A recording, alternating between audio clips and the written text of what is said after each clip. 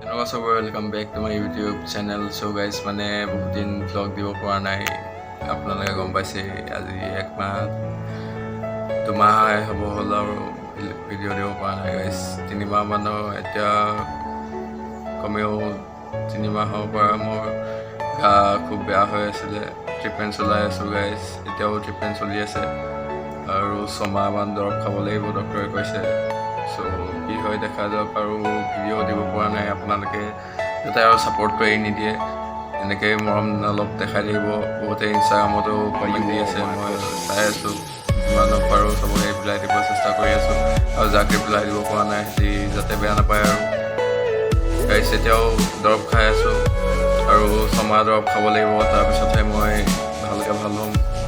চ' আপোনালোকে আশীৰ্বাদ কৰিব যাতে মই সোনকালে আকৌ ভিডিঅ' দিব পৰা অৱস্থালৈ আহোঁ